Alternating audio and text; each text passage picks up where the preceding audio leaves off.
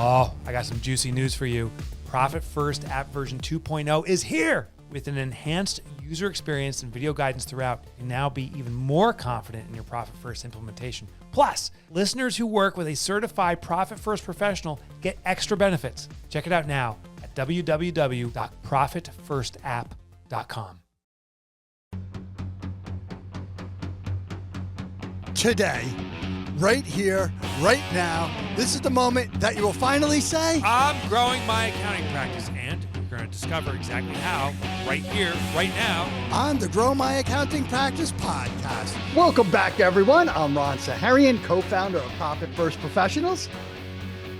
And I'm Liz Sporn, a guide here at Profit First Professionals. And I'm Mike Michalowicz, the author of Profit First and a brand new book called The Money Habit. You're listening, my friends, to GMAP, Grow My Accounting Practice. We show you how to do that. If you're an accountant, bookkeeper, or coach, you can discover how, and we do it by great guest interviews. Today, we have the famous Bob Burg joining our show. He's the author of The Go-Giver and a new book title that you're going to want to learn about. Plus, we have some insider access from Ron, something he's doing at our offices. We think you could translate to your offices. And I got the GMAP Now task. So one task, if you do it, you will see results. Yes. You will. That is a threat and a promise. Absolutely. And The guys, threatening promise. listeners, also don't forget to review and subscribe to Grow My Accounting Practice podcast. That way you're never going to miss a wonderful interview. And we want your Awesome. feedback. Yeah, we So do. So Liz, Yes. you were just mentioning Anna doing well. Yeah. Yeah. Let's go women's sports. Let's go Yeah. women's lacrosse. We love it. Tis the season. I it's- didn't realize how cold it was when they started playing. Even though Oh I boy, played it was that sport. February. The first game was February in Cincinnati, Ohio. Who wants to do that? That's not so fun. Yeah. But apparently it's like in the 80s in Carolina today. So Back in the day, you used to break your plastic lacrosse sticks in the cold, snap them. yeah. Yeah. If you couldn't afford a new one, you'd be out for the season, or you had to borrow That- someone's. I watched that happen 3 times with the boys last year on cold days. And it's funny, I didn't know cold had anything to do with it, but it was a freezing day. Huh.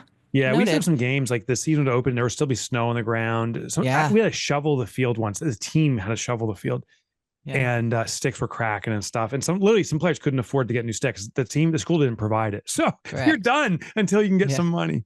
Yeah. I remember playing Duct tape. Pace Duct tape. University. You guys know Pace University, Mhm. right? Yeah, This was yeah. the Westchester. Island. Actually, this was the Westchester campus or something ridiculous.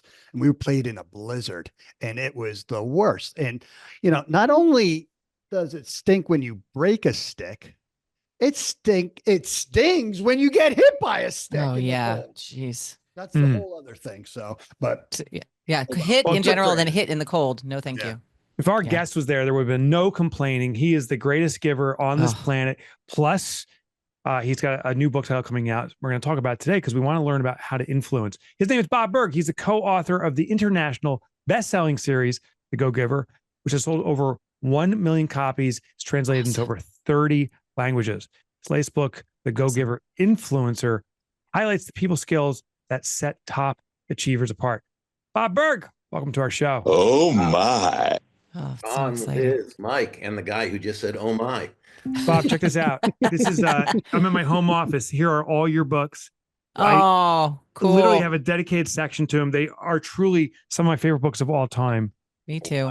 Well, I have my own Michalowicz section too in my library. It's very small. It's very It small. started, I think, with the pumpkin patch, if I remember. That I was believe so. Do In fact, do you remember, Bob? You and I, for the first time we met, we were sharing the stage. Seconds before you go on, we knew each other for Would you tie your shoelaces? almost. Seconds before you go on, we know each other for 5 minutes. I whisper in your ear a word you have to say on stage. Did you remember that? Do you remember what I'm talking about? Yeah. Well, you gave us, I think you gave, it was at Mike and Amy's. Yeah, that's right. That's right.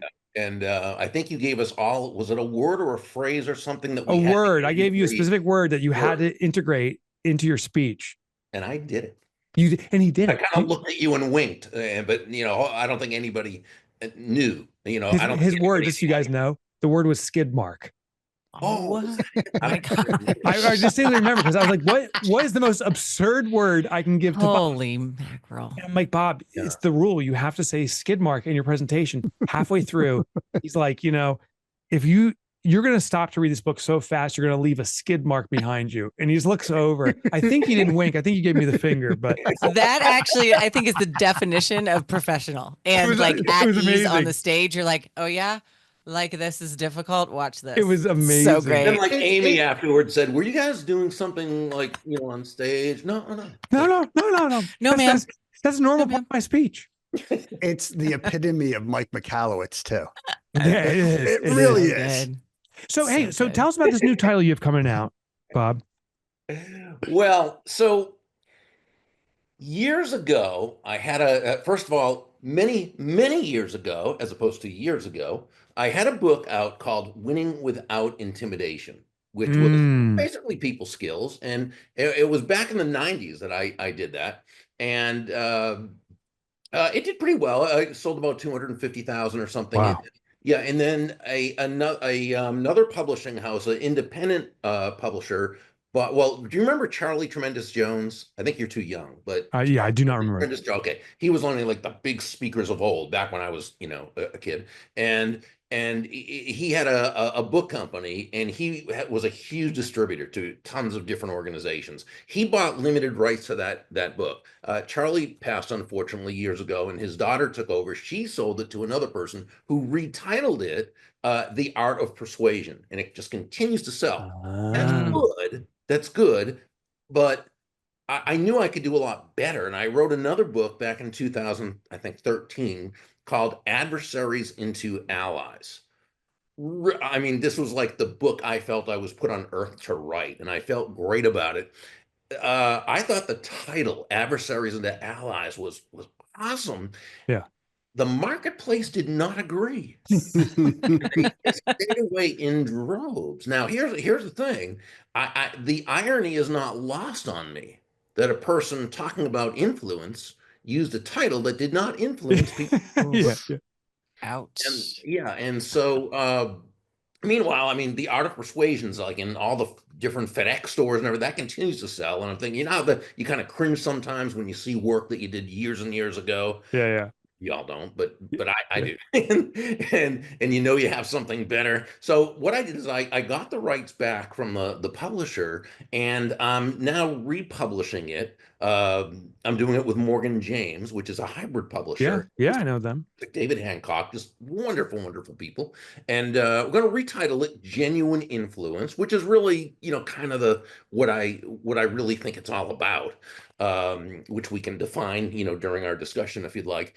And made a few changes, a few updates and so forth. But other than that, so I'm very excited about it. My feeling is, again, this is really the genuine influence message is the message I kind of, again, feel I was put on earth to write and communicate. And for the rest of my life, starting from when this book comes out, that's going to be what I am totally focused on, getting this message out into the world. So, but why would our audience want to pick up a book called Influence? They're accountants and bookkeepers. How is it going to help them? No, they probably won't. Okay. Oh, I mean, no. Mike just left, so I guess we can pass Mike's it out. in. He's gone.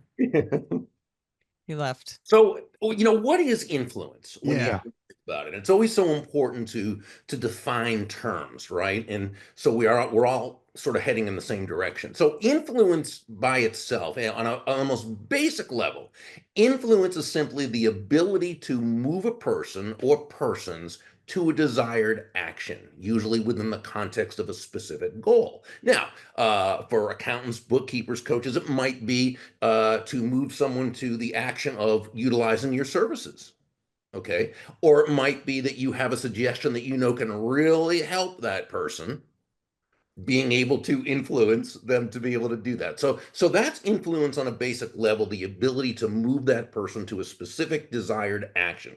Now, that's the definition of influence. It's not really the essence, or as my great co-author John David Mann of the Go-Giver series, as he called it, the substance of influence, right? The substance, the essence of influence, which we would call genuine influence, is pull, as opposed to, as in the old saying, how far can you push a rope?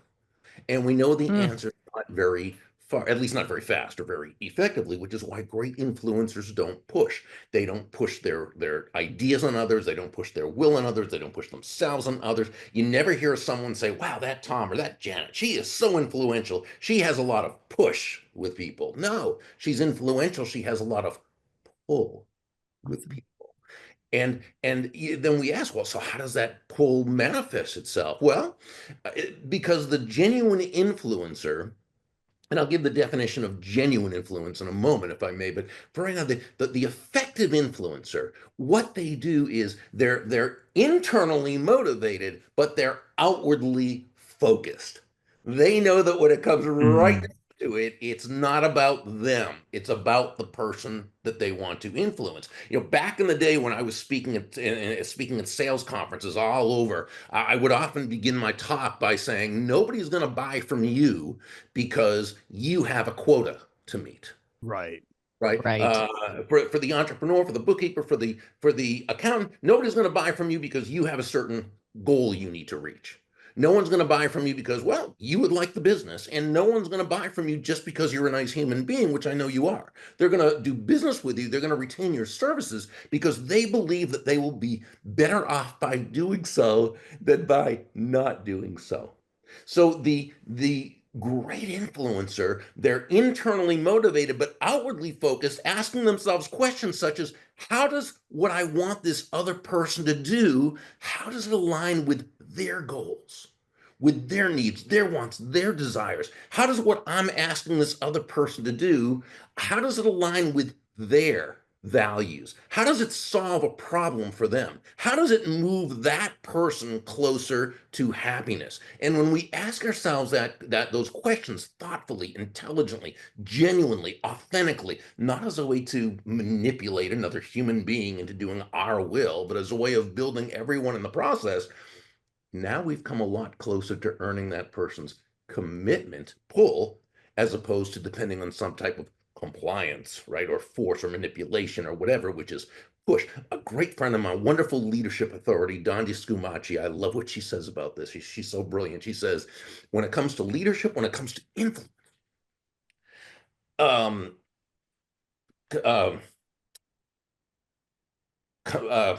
compulsion will never take you where compliance will never take you where commitment can go. And I think that's so beautiful. Now, so we're talking about influence. What we call genuine influence is the ability to attain the results you want when dealing with others while making them feel genuinely good about themselves. How you're making them feel is the Absolutely. component. Absolutely. Now Always. you have a list of principles. Maybe that's already one of them. Can you go through the principles of what Sure. dictates genuine influence? Well, the first one is master your emotions, because even though it's all about them, it begins with how we approach it, right? So, the sages said, who is a mighty person? And they answered, that person who can control their own emotions and make of an enemy a friend.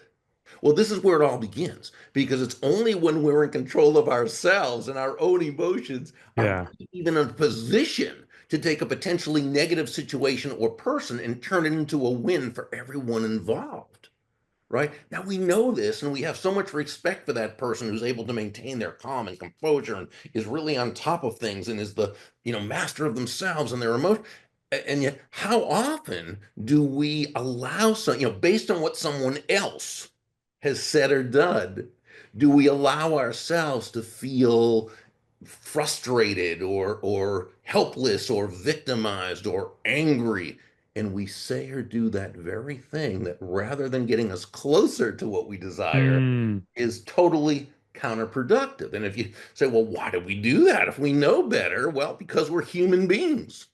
And as human beings, we are emotional creatures. It's how we're built. Now, we like to think we're logical.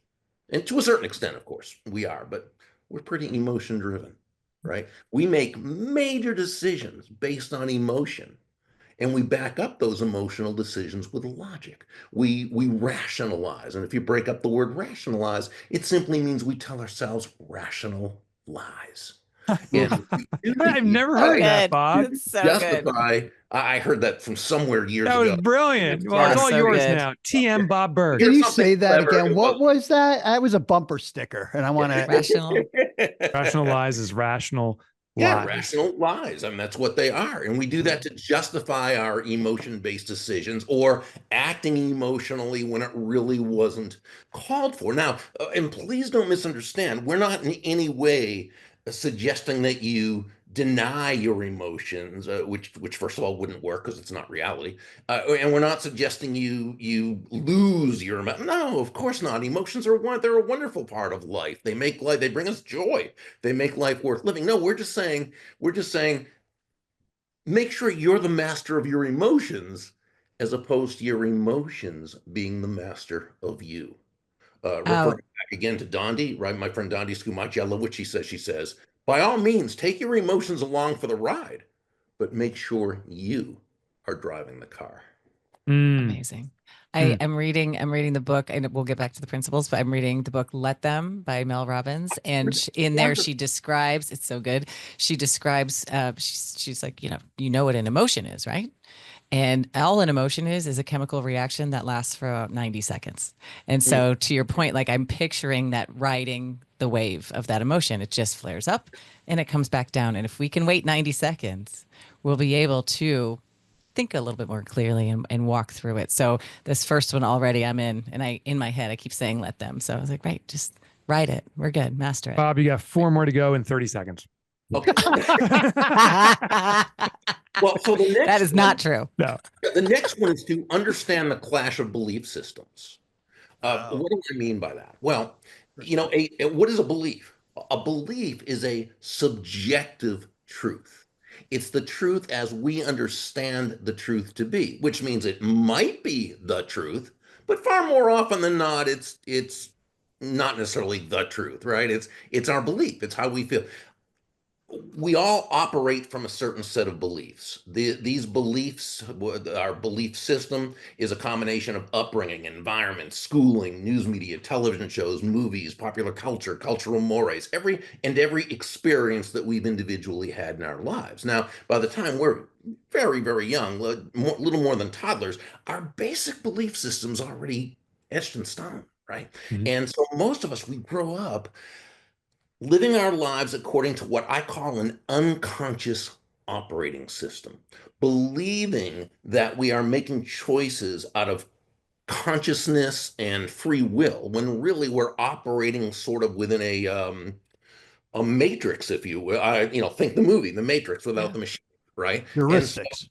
Right. And so what happens is we see the world, we act a certain way, we have certain beliefs. Now, here's the thing. As human beings, not only do we have these beliefs, the other person does as well. And human beings, we tend to believe that the way we see the world, our beliefs are basically the same as everyone else's. Mm-hmm. They're not. Our beliefs are ours and their beliefs are theirs. And so what happens is often we're trying to persuade someone, we're trying to influence someone based on how we see the world and what we would find to be of value. And so if we're going to, it's like when people say, well, step into their shoes, that's fine, except most of us have different size feet, right? We can't step into their shoes. Literally step in their shoes. Figuratively, we can't step into their mind. So the only way we can do this so that we're operating from a true premise where we're both understanding everything from the same direction is to ask questions. Right. Mhm. So Ask questions and listen. And that's why. And and certainly your accountants, your bookkeepers, your coaches, and I know you all teach this. It's why the discovery part in a sales conversation is the most important part. right. Value starts at hello, the right questions. Right? Yeah. And so that discovery, understanding again, their needs, their wants, their desires. Not only is that how you learn their beliefs and what, where they're coming from, but they also feel heard and they feel understood and they know that you care enough to ask. And it's when you're able to bring forth from them what they're really thinking and all their challenges and how they're seeing the world, now you're in a position where your suggestions are now heard and they make Love sense. it. Nice. Give us the third principle. Well, that would be set the proper frame. This one is absolutely key. When you set the proper frame, you are 90% of the way to attaining the results you want. So it would probably be a good idea to really define what I mean by frame. Yeah. So a frame can be defined as the foundation from which everything else evolves. That's why it's so important, right? Let me give you an example, a non-business example that actually applies to every business and every life. Years ago, I'm at a Dunkin' Donuts having coffee, doing my reading. Was it years ago, Bob? Was it? Last Saturday. Was it It last? actually was years ago, and Okay. yeah, and it's really cool because I'd like to say it was yesterday, but few things anymore are yesterday. It seems the older I get, Good rebuttal. yeah, yeah, it's too bad. But thank you for the compliment, though. And there was this little boy, little toddler, 2, 3 years old. He's probably like 20 now, right? But he was running around the restaurant, having fun, and his parents called him back over to their table. So he starts running over, and he slips. He takes a spill on the floor. He didn't hurt himself, you could tell, but you could tell he was shocked. He was surprised. This was not within his realm of experience, and he did not know what to do with it.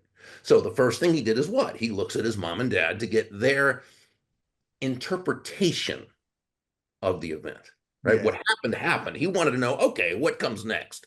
And I'm looking at the scenario, Interesting. and you could tell that had the parents gotten panicky and upset and, oh no, my poor baby, he just started crying. But they handled it so beautifully, right? They walked over quickly, of course, but very calmly, very serenely. They had this air of just wonderfulness. And they, got down on his level and they looked at him and they smiled and they laughed and they said, "Oh, how fun. What a good trick. Can you do that again?" And the boy, what? He started laughing, right? Yeah. They set the proper frame from which he could operate. So rather than their having to answer the objections, right? Stop his crying and, "Oh no, it's okay. You don't have to. Oh no, put right." No, instead they set the right frame. That didn't have to happen. They were 90% of the way to the result they wanted because they set the right frame. Now we can always do that. You're about to have a sales conversation with a new client, a prospective new client. And now the way you handle yourself, the way you greet them, your body language, everything about it, fine, great frame. However, what if they come into your office and they have sort of an attitude about them, right? And you're not sure why, but when you sit down, they say, "Listen, I just want to tell you, you're the fourth accountant I've met with to consider doing business with, and all the other ones, they were so pushy and out of line and telling me I had to do this or that and why they were number one and why this, blah, blah, blah, blah, blah. So I just want to let you know, I'm going to make my own decision. I'm not going to be whatever." Now, they obviously came to you in a negative frame, a confrontational frame, a adversarial frame. Okay. Now, by the way, did the other accountants treat them like that? Who knows? But in his experience, yeah, that's what we're concerned with. Okay. So if we buy into that negative frame, what happens? Well, we get defensive. We All start negative. justifying ourselves. We start telling them, "Oh no, well, or we gotta get aggressive because, well, that's not, whatever." Okay, none of that's gonna work. So what if instead, what if we reframe the situation by saying something like, "Well, first, thank you for sharing that with me. I'm sorry that happened, Dave. Please know that while I've been honored to help a number of people in your business to to more effectively handle their, however you want to get your thing. Whether or not I'm the right answer for you, we simply can't know without exploring deeper and really discovering your needs, what you're looking to accomplish. So please know our conversation is for both of us to determine this. And if it turns out we're a good fit, I'd be absolutely happy to help you. But if not, that's okay.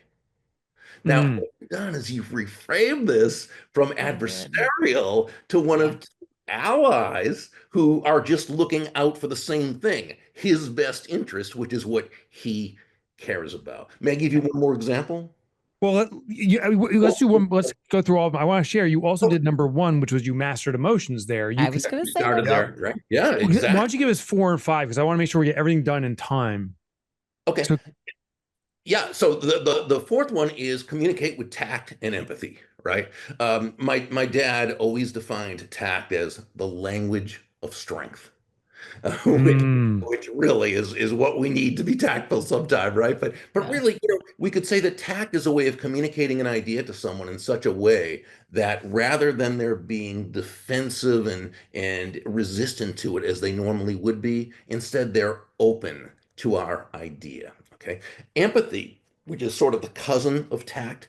Empathy is, by definition, the identification with or vicarious experiencing of another person's feelings. yeah. Now, here's the thing though. We don't necessarily know how that person feels because we're not them, but that's okay. Because empathy is really about communicating that you may not know exactly how they feel, but you understand they're feeling something. And that this something is distressful to them, and Right. that you are there to help them work through it. And this is certainly it's through what you say and how you say it, but it's more just about how you show up. Oh, And then number Yeah. five Yeah. is, Lay it on us. pardon? Yeah. Lay it on us. Oh, okay. Number five is let go of having to be right. This one always raises some eyebrows, right? I love it. I'm already in. Please keep going. This is so Well, good. I don't know if Bob's right here. To On be this right or happy, right? Is that it? Right or may happy? not Can't be, pick, and I'm open both? to it. Right. All right. And Oh, well done. so when we let go of being right, that doesn't mean we don't want to be right. It doesn't mean we don't prefer to be right. It doesn't mean we're not prepared and that we don't do everything we can to be right. It means we're not emotionally attached Hmm. having to be right or to be right about everything or 100% right about everything. And when we do, and this is often very much the opposite of the person who's in front of you, whose philosophy might be, my mind's already made up, don't confuse me with the facts.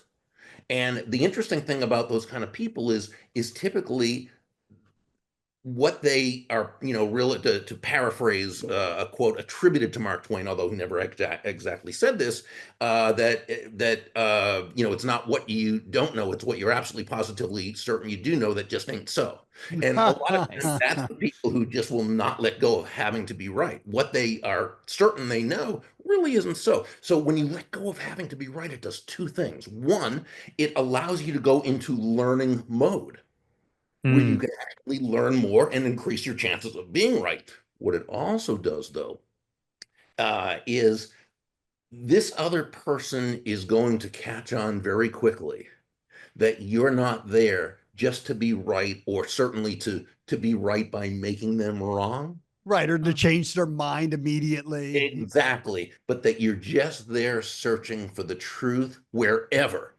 that truth may happen to lead. Hmm. To do that, now you're also bringing down their defenses and causing them to go into that same mode.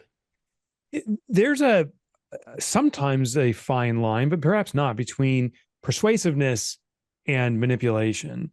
Some of these ideas are great. Can some people use them for evil? And how do we bifurcate between those two approaches?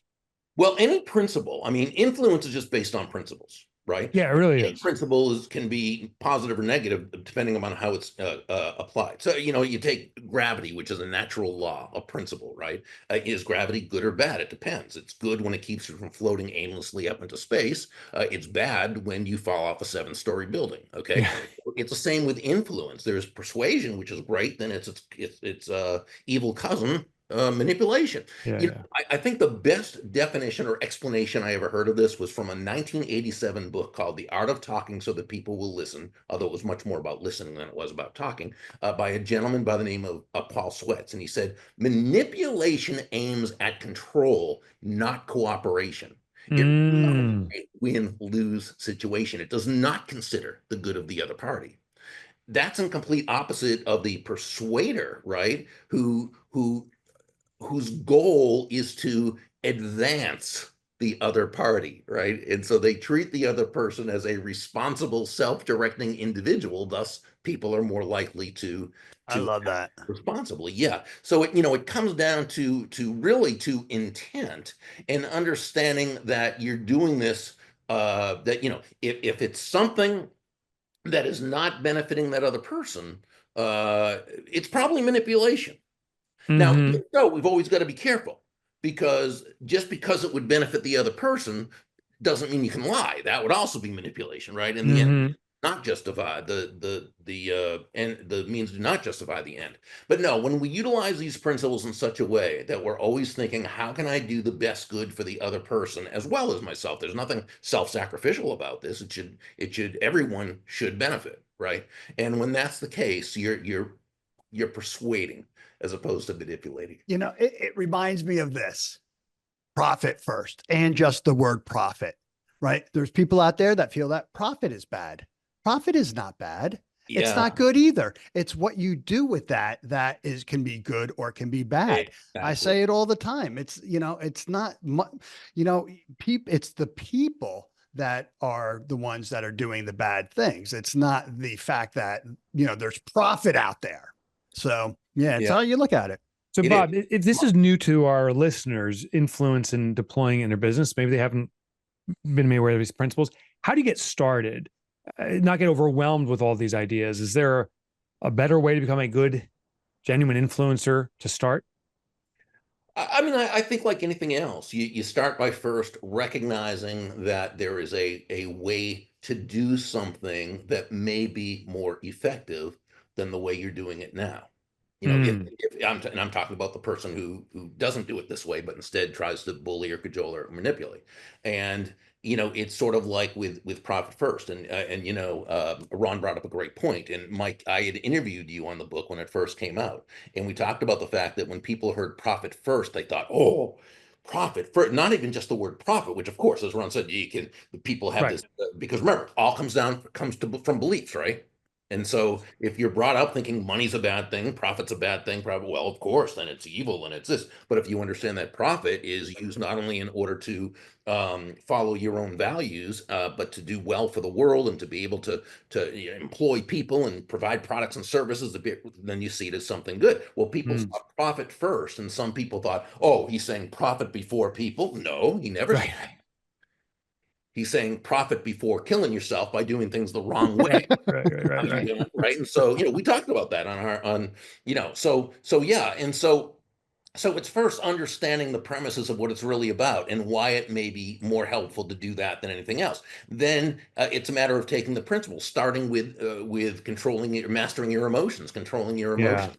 And I provide exercises on how to retrain your brain to be able to do that. So when these things come up, when there's an objection you've heard, every time, and it's just frustrating you because you think, I thought I answered that, and how to retrain your brain so that when that happens, you go right into response mode as opposed to react mode. Right now, obviously, Mel and I need to read her book because, again, it sounds wonderful. She obviously has something about that in there too. So I'm sort of waiting for you to be mentioned in it now that You I will. have had. I'm sure you're in there. I'm sure you're in there. Like It says, I don't know if you saw the book cover, Bob, but it says let them, and in parentheses it says let them, except for Bob Burg. Don't let him. It was interesting. I didn't know she knew you so well. Bob, we're actually at the time window right now. We got to split. How do people get the new book? When's it coming out? How do they connect with you? Yeah, it'll be coming out. It should come out in the fall of 2025. But anyone who goes to burg.com can find a whole bunch of resources there. And that's probably the easiest way to go about it. Definitely pick up those books. If you're having problems with your customers, like getting their work to you so that you can perform them, maybe you want to try a little bit more influencing. Yeah, the fact you have burg.com, that's amazing. That's a sign of old age. Yeah. Oh, it's nice. It's impressive. When I was, yeah. First mover advantage. All right, Bob, we're going to let you go. Thank you again for joining us today. Thanks, Bob. Thank you so much, Bob. Thank you. Great job. Thank you. I will tell you guys, his energy is infectious. I wish we had more time. I saw the note coming across that we got. And for the first time ever, I Liz stalled. I went to go longer. Liz says, we got to cut the time. And she goes, unfortunately. I did. I didn't even see it. Oh my gosh. I know. And Liz, the chat's disabled. You asked, is everything okay? I just had to run out. There was some noise outside, but I couldn't respond to the chat, so I was not ignoring it. Oh, it's disabled? Yeah, it's disabled for I'm me and sorry. Ron. Why? I see it. So rude. Oh, you All can right, do it? let's go. All right. So let's recap what we learned. Let's do are we doing a trippy question? What We learned first? are, but after we do this. No, I have to recap. Then we're gonna have insider access and GMAT NAT task. Yeah, But yeah, first, we're doing all of it. let's do our recap. Oh, okay, great. I forgot that. Oh boy, do it again. Where Okay. is it? Why So let's can't I edit see it one more time. Here we go. So we are going to recap what we learned. We are going to do a trippy question. We got insider access and GMAT task. But our first thing is the recap what we learned. No? So sorry. Yes. Yeah.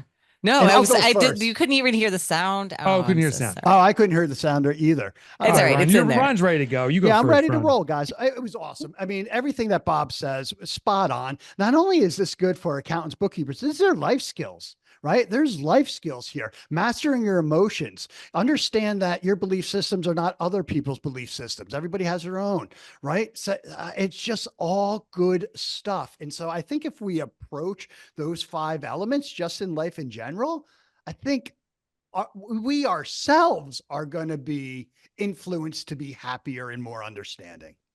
Liz, how about you? What was your takeaway? Well, obviously those 5 rules, I was Sure. taking copious notes, but it's so funny. So yesterday I had a conversation with my mom, and she's having a very difficult time. We're selling a piece of property, and it's really very, very stressful, and she's been spiraling. And so when he got to rule number 4, communicate with tact and empathy, I went to another place yesterday and had this amazing bout of tact and empathy with my mother, and usually I react more.